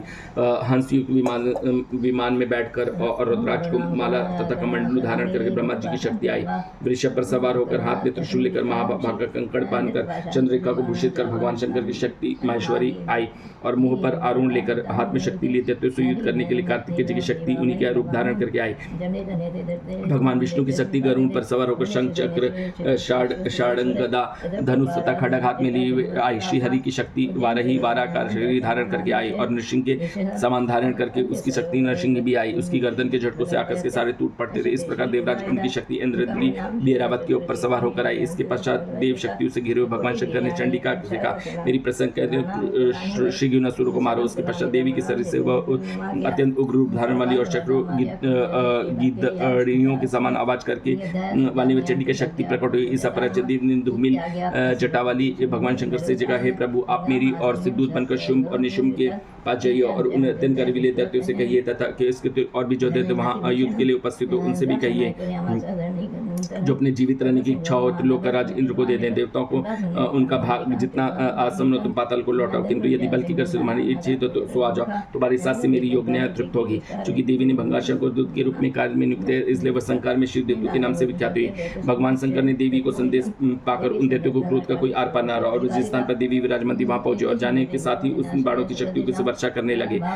देवी ने उनके फेंके हुए बाणों, शक्तियों, त्रिशूल और फरसों से अपने बाणों से काट डाला और काली देवी उस देवी के साथ खड़ी होकर शत्रुओं का त्रिशूल से विदीर्ण करने लगी और खटास से उच्छ्वास करने लगे। ब्राह्मणी जिस तरफ दौड़ती थी उसी तरफ कमंडलू का जल छिड़क कर दैत्यों के वीर और बल को नष्ट कर देती। इस प्रकार महेश्वरी त्रिशूल से, वैष्णवी चक्र से और अत्यंत उतावली कुमारी शक्ति द्वारा असुरों का वध करती। इंद्रदी काजू के प्रहार से सैकड़ों दैत्य रक्त की नदियां बहती हुई पृथ्वी पर सुबह बारह ही कितनी ही राक्षसों को अपने थुथुन द्वारा मृत्यु के घाट उतार दिया। दाड़ों के प्रहार से कितनी राक्षसों की छाती को चीर डाला और चक्री चोट से कितनी ही विदीर्णी करके धरती पर डाल दिए। बड़े बड़े राक्षस से नरसिंह ही अपने नखों से विदीर्ण करके भ्रमण कर रही थी। फिर सिंहनाद से चारों दिशाओं को गुजती हुई रणभूमि में विचर कर रही। शिवदूती के प्रचंड अट्ठास और कितनी ही दैत्य भयभीत होकर पृथ्वी और कितनी ही गिरती हुई भक्षण कर गई। इस तरह क्रोध में भरे हुए मतगुणों से बनाना प्रकार के उपायों से बड़े बड़े असुरों को मारते हुए देखकर राक्षसी सेना भाग खड़ी हुई और उनके इस प्रकार भागता देखकर रक्तबीज नामक महाबलपुरी राक्षस को से भरकर युद्ध के लिए आगे बढ़ा और उसके शरीर से रक्त की बूंदें पृथ्वी पर जैसी गिरती तुरंत वैसे ही शरीर वाला वैसे ही बलवान दैत्य पृथ्वी से उत्पन्न हो जाता है। रक्तबीज की गदा हाथ में लेकर इंद्र की युद्ध करने लगा। जब इंद्री शक्ति से अपने वृत्त से उसके भाग को घायल होने के कारण उसके शरीर से बहुत सा रक्त बहने लगा और उसके प्रत्येक बूंद से समान ही बलवान और महापराक्रमी अनेक दैत्य भयंकर रूप से प्रकट हुए। वह सबने दैत्य बीज के समान ही बलवान तेज वाले थे। तब वह भयंकर अस्त्र लेकर देवियों के साथ लड़ने लगा। तब जब इंद्र के वज्र उपार से उसके मस्तक पर चोट होने लगा और उससे हजारों पुरुष उत्पन्न हुए। वैष्णवी ने चक्र से इंद्र और गदा ने रक्त बीज को चोट पहुंचाई और वैष्णवी ने चक्र से घायल होने पर उसके शरीर से जो रक्त बहा उससे हजारों महिषासुर उत्पन्न हुए जिसके द्वारा भी संपूर्ण जगत व्याप्त हो गया। कुमारी ने शक्ति से, वाराही ने खड्ग से और माहेश्वरी ने त्रिशूल से उसको घायल कर दिया। इस प्रकार क्रोध से भरकर उस महादेव की सब माता शक्तियों को प्रत्येक गदा से प्रहार किया। जब माताओं ने शक्ति तथा सूल इत्यादि उसको बार बार घायल किया उसके सैकड़ों महादेव अत्यंत उत्पन्न हुए। इस प्रकार रक्त बीज के शरीर रुधिर से उत्पन्न हुए, सूर्य से संपूर्ण जगत प्राप्त हो गया। जिन देवताओं से भय हुआ, देवताओं ने भयभीत होकर चंडिका से काली से कहा, हे चामुंडे, आपके मुख से बड़ा करो। और उससे शस्त्रा से उत्पन्न हुए रक्त बिंदु तथा रक्त बिंदु को उत्पन्न हुए महासुरों को तुम अपने उस मुख में भक्षण करती रहो। इस प्रकार रक्त बिंदु को उत्पन्न होने महासुर को तुम इस मुख से भक्षण करती जाओ। इस प्रकार रक्त बिंदु से उत्पन्न महादेव को भक्षण करती हुई तुम रणभूमि में विचरो। इस प्रकार रक्त क्षीण होने पर वह दैत्य नष्ट हो जाएगा। तुम्हारे भक्षण करने के कारण उसे दैत्य उत्पन्न नहीं होंगे। काली से इस प्रकार चंडिका देवी ने रक्त बीज पर अपने त्रिशूल से प्रहार किया और काली देवी ने मुख से उसका रक्त ले लिया तथा उसे गदा से चंडिका पर प्रहार किया। इस प्रकार चंडिका ने तनिक भी कष्ट न किंतु रक्त बीज के शरीर से बहुत सारा रक्त बहने लगा, लेकिन उसे गिरने के साथ ही काली ने उसके मुख में ले लिया और उसके काली के मुख से उस रक्त में असुर उत्पन्न हुए। उसे अपने भक्षण कर डाला। रक्त की पीती हुई तदंतर देवी ने रक्त बीज को खून में काली ने पी लिया। चंडिका ने उसे रक्त को भक्षण कर खड़क तथा इत्यादि से मार डाला। हे राजन, अनेक प्रकार के शस्त्रों से मारा हुआ खून से वंचित ये महादैत्य रक्त बीज पृथ्वी पर गिर पड़ा। हे राजन, उसके गिरने से देवता अत्यंत प्रसन्न हुए और माता उन असुरों को रक्त पीने के पश्चात उद्धित होकर नृत्य करने लगी। नवा अध्याय। राजा ने कहा, हे ऋषि राज, आपने रक्त बीज के वश से संबंध वृत्तांत मुझे सुनाया। मैं रक्त बीज के क्रोध से भरे हुए निशुम्भ से कर्म किया, ये सुनना चाहता हूँ। महर्षि मेधा ने कहा, रक्त बीज के मारे जाने पर शुंभ और निशुम्भ का बड़ा क्रोध आया और अपनी बड़ी सेनाओं को सर्वनाश होते देकर शुंभ निशुम्भ देवी पर आक्रमण करने दौड़ा। उसके बहुत से बड़े असुर देवी को मारने के वास्ते दौड़े और पराक्रमी शुंभ अपनी सेना सहित चंडिका को मारने के लिए पड़ा। फिर शुंभ और निशुम्भ को देवी का घोर युद्ध होने लगा और दोनों असुर इस प्रकार देवी पर बाढ़ फेंकने लगे जैसे मेघों से वर्षा हो रहा था। और दोनों चलाए हुए बाणों से देवी ने अपने बाणों से काट डाला और अपने शस्त्रों से उस दैत्य को चोट पहुंचाई।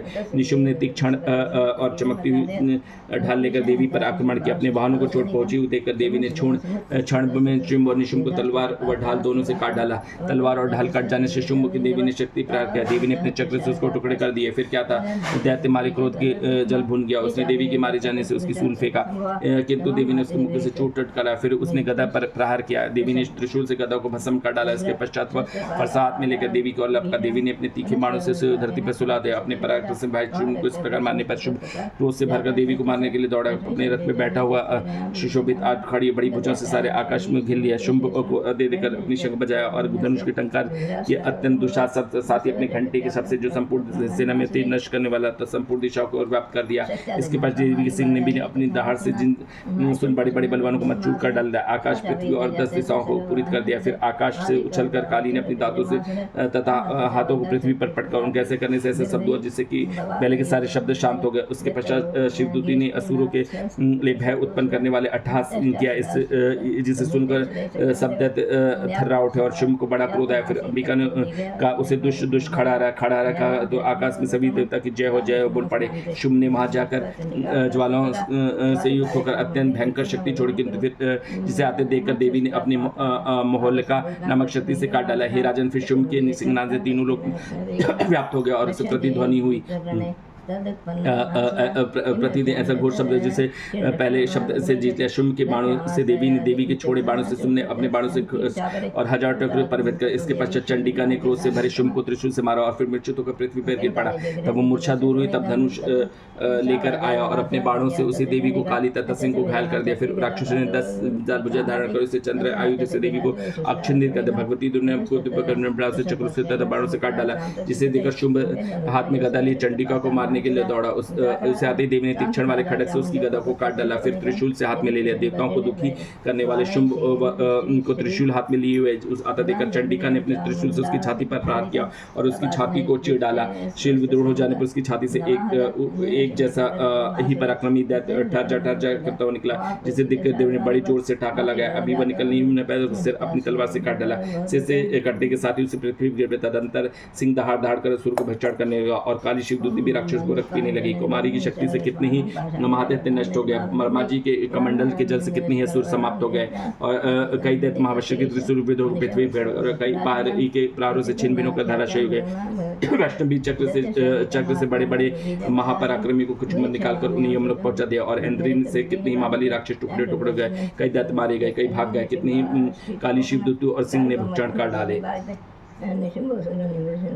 10वां अध्याय शुंभ वध। महर्षि मेधा ने कहा, हे राजन, अपने प्यारे भाई को मरा हुआ तथा सेना को नष्ट हुई देखकर क्रोध से भरकर दैत्यराज शुंभ लगा, दुष्ट दुर्गे, तू अलंकार से गर्व मत कर, क्योंकि तू दूसरों के बल पर लड़ी। देवी हे दुष्ट, मैं तो अकेला ही इस संसार में, मैं सिवा दूसरा कौन है? ये सब तेरी शक्तियां देखकर ये सब मुझ में प्रविष्ट हो रही है। उसके पश्चात ब्रह्माणी आदि सब देवियां उस देवी के शरीर में लीन हो गई। देवी अकेली रह गई। तब देवी ने कहा, मैं अपनी ईश्वर शक्ति से अनेक रूपों में यहाँ पर स्थित हुई है, इन सब रूपों को मैंने ही समेट कर रखा है, अब अकेली ही यहाँ खड़ी हूँ, तुम भी ठहरो। महर्षि मेधा ने कहा, तब देवताओं तथा राक्षसों को देखते देवी तथा शुंभ में भयंकर युद्ध होने लगा। अंबिका देवी ने सैकड़ों अस्त्र छोड़े।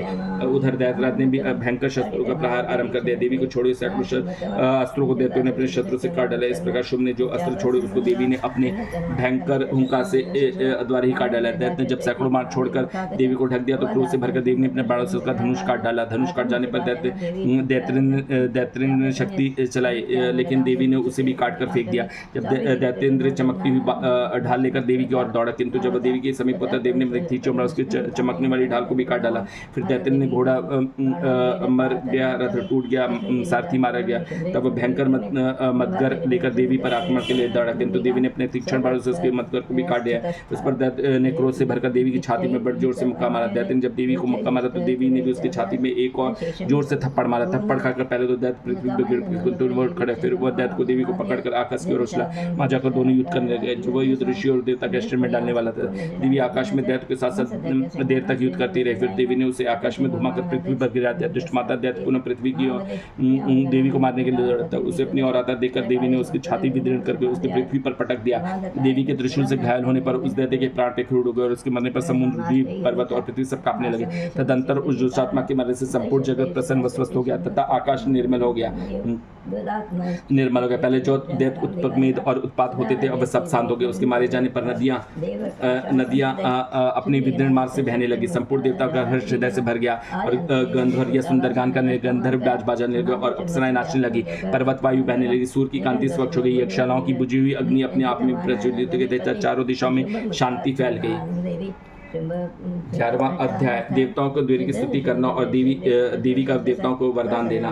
महर्षि मेधा कहते हैं, दैत्यों के मारे जाने पर इंद्रादि अग्नि को और करके कात्यायनी देवी की स्तुति करने लगे। उस समय अमिष्ट को प्राप्ति के कारण उनके मुख से खिले हुए थे। देवताओं ने कहा, हे शरणागतों को दुख दूर करने वाली देवी, तुम प्रसन्न हो। संपूर्ण जगत की माता, तुम प्रसन्न हो। विशेश्वरी, तुम विश्व की रक्षा करो, क्योंकि तुम जिस और चर और अचर की गा रही हो। हे देवी, तो संपूर्ण जगत की आधार रूप हो, क्योंकि तुम पृथ्वी के रूप में स्थित हो। अत्यंत पराक्रमशाली देवी, तुम विष्णु की शक्ति हो और विश्व की बीच परमाया हो, और तुमने ही संपूर्ण जगत को मोहित कर रखा है। तुम्हारे प्रसन्न होने पर पृथ्वी मोक्ष को प्राप्त होती है। हे देवी, संपूर्ण विद्याओं में तुम्हारी ही भिन्न भिन्न स्वरूप है। इस जगत में जितनी भी स्त्रियां हैं वह सब तुम्हारी मूर्तियां हैं। एकमात्र तुमने ही इस जगत को व्याप्त कर रखा है। तुम्हारी स्तुति किस प्रकार की सकती है, क्योंकि तुम परम बुद्धि रूप और संपूर्ण प्राणी का स्वरूप और मुक्ति देने वाली हो। अतः इस रूप में तुम्हारी स्तुति की जाए। तुम्हारी स्तुति में जितने इससे बढ़कर और क्या युक्तियां हो सकती। संपूर्ण जनों के हृदय में बुद्धि रूप होकर निवास करने वाली, स्वर्ग और मोक्ष प्रदान करने वाली, हे नारायणी देवी, तुमको नमस्कार है। कला, काष्ठा आदि रूप में अवस्थाओं में परिवर्तन की ओर ले जाने वाली, प्राणियों का अंत कर देने वाली नारायणी, तुमको नमस्कार है।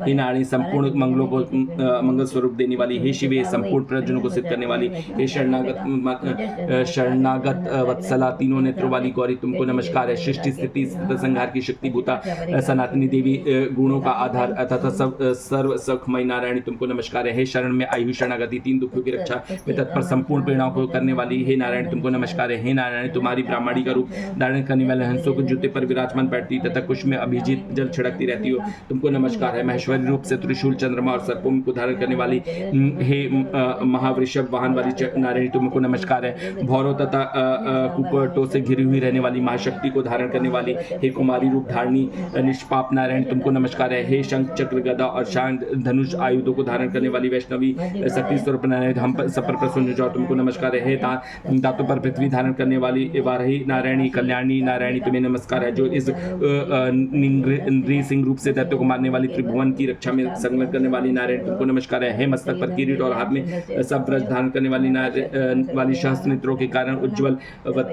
वृतासुर के प्राण हरने वाली इंद्र शक्ति, हे नारायण, तुमको नमस्कार है। हे शिवदूती स्वरूप से दैत्यों को महामत को नष्ट करने वाली, हे घोर स्वरूप वाली, हे महाशब्द वाली वाली हे नारायण तुमको नमस्कार है। दाढ़ों के कारण विकराल मुख वाली मुंडमाला में विभूषित मुंडमर्दनी चामुंडा रूपा नारायणी तुमको नमस्कार है। हे लक्ष्मी लज्जा महाविद्या श्रद्धा पृष्टि स्वधा ध्रुवा महारात्रि तथा महाविद्या रूपा नारायणी तुमको नमस्कार है। हे मेधा सरस्वती सर्वोत्कृष्ट ऐश्वर रूपणी पार्वती महाकाली नित्यंता तथा ईश्वर स्वरूप नारायण तुमको नमस्कार है। हे स्वरूप सरस्वती देवी शक्ति युग देवी तुमको भय से रक्षा करो तुमको नमस्कार है। हे कात्यायनी तीन रेत्रों से भूषित यह तेरा सौभाग्य सब तरह से डरों से हमारी रक्षा करो तुमको नमस्कार है। हे भद्रकाली ज्वालाओं के समान भयंकर अति उग्र एवं संपूर्ण असुरों को नष्ट करने वाली तुम्हारा त्रिशूल हम भय से बचावे तुमको नमस्कार है। हे देवी जो शब्द अपने शब्दों से इस जगत को पूरित करने वाली दैत्यों को तेज को नष्ट करता है वह आपका घंटा इस प्रकार हमारी रक्षा करे जैसे कि माता अपने पुत्रों की रक्षा करती है। हे चंडी के असुरों के रक्त और चर्बी से चर्चित जो आपकी तलवार है वह हमारा मंगल करे हम तुमको नमस्कार है। हे देवी तुम जब पर प्रसन्न होती हो तो संपूर्ण रोगों को नष्ट कर देती है और जब रुष्ट हो जाती है तो संपूर्ण वांछित कामनाओं को नष्ट कर देती है। जो मनुष्य तुम्हारी शरण में जाते हैं उन पर कभी विपत्ति नहीं आती बल्कि तुम्हारी शरण में आए हुए मनुष्यों को आश्रय देने योग हो जाती है। अनेक रूपों में बहुत प्रकार की मूर्तियों को धारण करके उनके धर्मद्रोही असुरों को तुमने संहार किया है। जो तुम्हारी सेवा और कौन कर सकता है। चतुर्दश विद्याएं षट शास्त्र और चारों वेद तुम्हारे ही प्रकाश से इससे तुम्हारा ही वर्णन है। और जहाँ राक्षस विषैले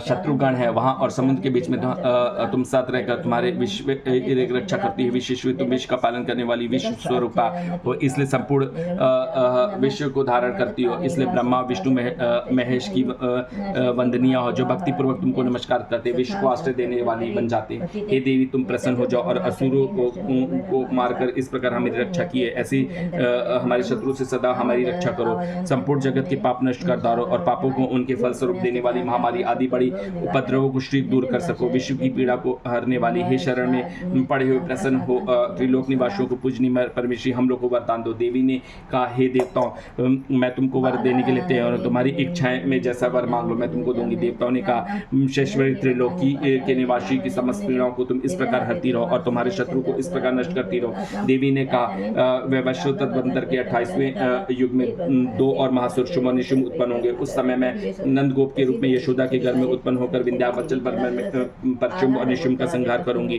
फिर अत्यंत भयंकर रूप से पृथ्वी पर अवतीर्ण होकर वैप्रचित नामक दानवों का नाश करूंगी। इन भयंकर महासुरों को भक्षण करते समय मेरे दांत अनार के पुष्प के समान लाल होंगे। इसके पश्चात स्वर्ग में देवताओं की पृथ्वी पर मनुष्य मेरी स्तुति करते मुझे रक्त नंदिका कहेंगे। फिर जब 100 वर्ष तक न होगी तब तो मैं ऋषियों की स्तुति करने पर आयु निज नाम से प्रकट होंगी और अपने 100 नेत्रों से ऋषियों की ओर देखूंगी। फिर मनुष्य शताक्षी नाम से मेरा कीर्तन करेंगे। उस समय मैं अपने शरीर से उत्पन्न हुए प्राणों की रक्षा करने वाले शौकों द्वारा सब प्राणों का पालन करूंगी और जब पृथ्वी पर शाकंभरी के नाम से विख्यात होंगी और इस अवतार में मैं दुर्ग नामक महा असुर का वध करूंगा और इससे दुर्गा देवी के नाम से प्रसिद्ध होंगी। इसके पश्चात जब मैं भयानक रूप धारण करके हिमालय निवासी ऋषि महर्षियों की रक्षा करूंगी तब भीमा देवी के नाम से मेरी ख्याति होगी। और जब फिर अरुण नामक असुर तीनों लोक में पीड़ित रहेगा तब मैं असंख्य भ्रमरों का रूप धारण करके उस महादैत्य का वध करूंगी। तब स्वर्ग में देवता और मृत्यु लोक में मनुष्य मेरी स्थिति करेंगे। फिर भ्रामरी नाम से पुकारेंगे। इस प्रकार जब पृथ्वी राक्षस से पीड़ित होगी तब मैं अवतरित होकर शत्रु का नाश करूंगी।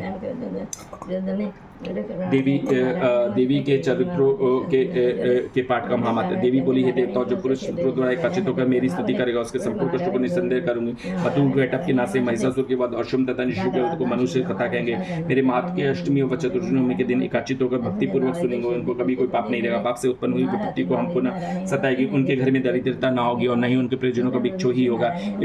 उनको किसी प्रकार का भय नहीं होगा। इसलिए प्रत्येक मनुष्य को भक्ति पूर्वक मेरे कल्याणकारी महामात्र का सदा पढ़ना और सुनना चाहिए। मेरा यह महामारी में उत्पन्न संपूर्ण उपद्रव एवं 3 प्रकार के उत्पातों को शांत कर देता है। इस प्रकार घर में मंदिर में या जिस स्थान में मेरा स्तोत्र विधि पूर्वक पढ़ा जाता है उस स्थान में मैं कभी भी त्याग नहीं करती और सदा ही मेरा निवास रहता है। बलिदान पूजा होम तथा महोत्सव मेरा ये चरित्र उच्चारण करना तथा सुनना चाहिए। ऐसा हवन या पूजन मनुष्य चाहे जानकर या बिना जाना करे मैं उसे तुरंत ग्रहण कर लेती हूँ। और शरद काल में प्रत्येक वर्ष जो महापूजा की जाती है उसे मनुष्य भक्ति पूर्वक मेरा यह महात्म्य सुनकर सत्कृत्य को छूट जाता है और धन धान्य तथा पुत्र आदि से संपन्न हो जाता है। मेरे इस महामात्र को कथाओं इत्यादि को सुनकर मनुष्य युद्ध में निर्भय हो जाता है और महामात्र में श्रवण करने वाले से शत्रु नष्ट हो जाते हैं और कल्याण की प्राप्ति होती है।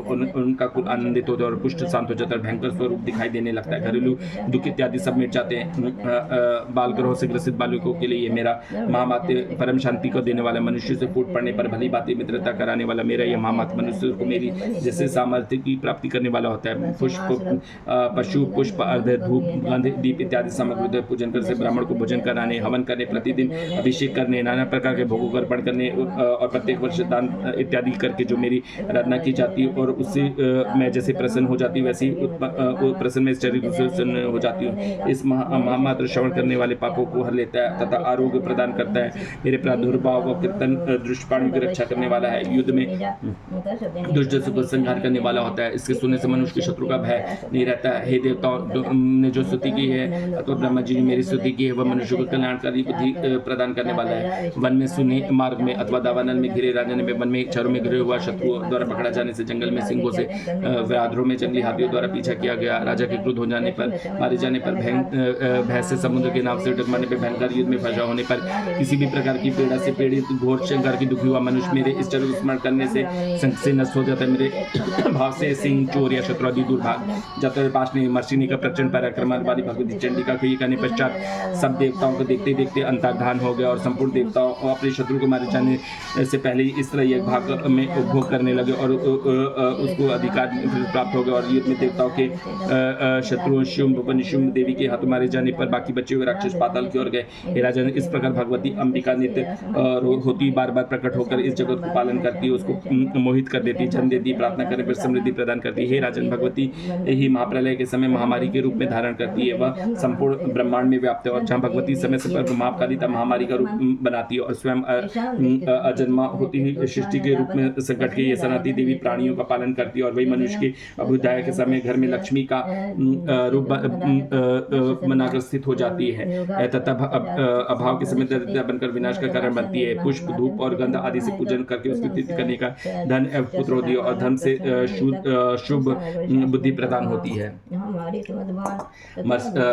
राजा सूरत और वैश्य देवी का वरदान। महर्षि मेधा ने कहा, राजन, जिस प्रकार देवी के उत्तम महामत का वर्णन मैंने तुमको सुना, जगत को धारण करने वाली देवी को ऐसे ही प्रभाव, यह देवी ज्ञान की देने वाली भगवान विष्णु की इस माया के प्रभाव से तुम और वैश्य व अन्य विवेक जिन मोहित होते रहते और भविष्य में मोहित हो रहे। राजन, तुम इसी परमेश्वर के शरण में जाओ जहाँ भगवती आराधना करने पर मनुष्य को भोग स्वर तथा मोक्ष की प्राप्त होती है। मार्कंडेय जी ने कहा, महर्षि मेधा की बात सुनकर राजा सूरत ने उन उग्रव्रत वाले ऋषि को प्रणाम किया और राज्य को छीन जाने के कारण उसके मन में अत्यंत ग्लानि हुई और वह राजा तथा वैश्य तपस्या के लिए वन को चले गए और नदी के तट पर आसन लगाकर भगवती के दर्शन के लिए तपस्या करने। दोनों ने नदी के तट पर देवी की मूर्ति बनाई और पुष्प धूप दीप तथा होमदरस का पूजन करने के पहले आहार को कम कर दिया, फिर बिल्कुल निराहार रहकर भगवती से मन लगाकर एकाग्र पुरुष की आराधना करने लगे। वह दोनों के शरीर के रक्त से देवी को बलि देते हुए 3 वर्ष लगातार भगवती की आराधना करते रहे। 3 वर्ष के पश्चात जगत का पालन करने वाली चंडिका ने उनको प्रत्यक्ष दर्शन देकर कहा, देवी बोली, हे राजन, तू तथा अपने कुल को प्रसन्न करने वाले वैश्य, तुम जिस प्रकार की इच्छा करते हो मान लो, उस वर्ष में तुम्हें दूंगी कि मैं तुम्हें अत्यंत प्रसन्न हूँ। मार्कंडेय जी ने कहा, यह सुन राजा ने अगले जन्म में नष्ट न होने वाले अखंड राज्य और जन्म में बलपूर्वक अपने शत्रु को नष्ट करने के पश्चात अपने पुनः राज्य स्थापित करने के लिए भगवती का वरदान मांगा और वैश्य ने जिनका विचित संसार की ओर से विरक्त हो चुका, भगवती ने अपनी ममता तथा अंगातर आशक्ति को नष्ट कर देने वाले ज्ञान को देने के लिए कहा। देवी ने कहा, हे राजन, तुम शीघ्र ही अपने शत्रु को मारकर पुनः राज्य स्थापित कर पाओगे, हमारा स्थान स्थिर रहने वाला होगा। फिर मृत्यु के पश्चात आप सूर्यदेव के अंश में जन्म लेकर सर्वांगीण मनु के नाम से पृथ्वी पर ख्याति से प्राप्त होगी। हे वैश्य कुल में श्रेष्ठ, आपने जो मुझसे वर मांगा है वह मैं आपको देती हूँ, अपने मोक्ष को देने वाले ज्ञान की प्राप्ति है। मार्कंडेय ने कहा, इस प्रकार दोनों को मनवांछित फल प्रदान करता था। उनसे अपनी स्तुति सुनकर भगवती अंतर्धान हो गई और इस प्रकार क्षत्रिय शेष व राजा सूरत भगवान सूर्य देव में जन्म लेकर पृथ्वी पर सर्वांगीण मनु के नाम से विख्यात हुए। 13 अध्याय हो गया। अष्ट देवी से देवी और महादेवी को हमारा नमस्कार है, शिवा को देवी का नमस्कार है, प्रकृति भद्रा देवी को नमस्कार है। नियम पूर्वक हम लोग जगत माताओं को नमस्कार करते हैं। रौद्र रुद्र स्वरूपा नित्या गौरी धात्री ज्योत्सना इंद्र द्रौपदी और परमानंद देवी को निरंतर नमस्कार है। कल्याण करने वाली वृद्धि और सिद्धि देने वाली भगवती को नमस्कार है। नेत्रकृति राक्षसों की लक्ष्मी देवी को नमस्कार है। राजाओं के यहाँ राजलक्ष्मी के रूप में निवास करने वाली सर्वाणी देवी को बार बार नमस्कार है। दुर्गा दुर्ग पारा संसार सागर में पार करने वाली सारी सबकी सारभूता सरप्राणी ख्याति विख्यात रूपाणी कृष्णा और धुमा देवी को सदा नमस्कार है। जो सौम्य तथा रुद्रा रूप है उस भगवती को नमस्कार है। जगत प्रसिद्ध और कृति स्वरूप भगवती को बार बार नमस्कार है। जो देवी सब प्राणियों में विष्णु माया के रूप में कहीं जाती है उसको बारंबार नमस्कार है। जो देवी सब प्राणियों में चेतना कही जाने वाली सबको बारंबार नमस्कार है। जो देवी सब प्राणियों में बुद्धि रूप में स्थित है उनको नमस्कार है, उनको नमस्कार है, बारंबार नमस्कार है। जो देवी सब प्राणियों में निद्रा रूप में स्थित है उसको नमस्कार है, सब उनको नमस्कार है, सबको नमस्कार है। जो देवी सब प्राणियों में क्षुधा रूप में स्थित है उनको नमस्कार है, सबको नमस्कार है, उनको बारंबार। जो देवी सब प्राणियों में छाया रूप में स्थित है उनको नमस्कार है, उनको नमस्कार है, सबको नमस्कार, बारंबार नमस्कार। जो देवी सब प्राणियों में शांति क्षमा रूप में स्थित है उनको नमस्कार है, उनको नमस्कार है, उनको नमस्कार है। जो देवी प्राणियों में तृष्णा रूप में स्थित है उनको नमस्कार है, उनको नमस्कार है, उनको बारंबार नमस्कार है। जो देवी सब प्राणियों में शांति रूप में स्थित है उनको नमस्कार है, उनको नमस्कार है, उनको नमस्कार, बारंबार नमस्कार है। जो देवी सब प्राणियों में जाति रूप में स्थित है उनको नमस्कार है, उनको नमस्कार है, उनको नमस्कार है। जो देवी सब प्राणियों में लज्जा रूप में स्थित है उनको नमस्कार है, उनको नमस्कार है, उनको बारंबार नमस्कार। जो देवी सब प्राणियों में श्रद्धा रूप में स्थित है उनको नमस्कार है, उनको नमस्कार है, उनको नमस्कार है। जो देवी सब प्राणियों में क्रांति रूप में स्थित है उनको नमस्कार है, उनको नमस्कार है, उनको बारंबार नमस्कार है। जो देवी सब प्राणी में लक्ष्मी रूप में स्थित है उनको नमस्कार है, उनको नमस्कार है, उनको बारंबार नमस्कार है। जो सब प्राणी में प्रीति रूप में स्थित है उनको नमस्कार है, उनको नमस्कार है, उनको बारंबार नमस्कार। जो सब प्राणी में स्मृति रूप में स्थित है उनको नमस्कार है, उनको नमस्कार है, उनको बारंबार नमस्कार है। जो देवी सब प्राणियों में देवा रूप में स्थित है उनको नमस्कार है, उनको नमस्कार है, उनको बारंबार नमस्कार। जो देवी सब प्राणियों में दृष्टि रूप में स्थित है उनको नमस्कार है, उनको नमस्कार है, उनको बारंबार नमस्कार है। जो देवी सब प्राणियों में माता रूप में स्थित है उनको नमस्कार है, उनको नमस्कार है, उनको नमस्कार है,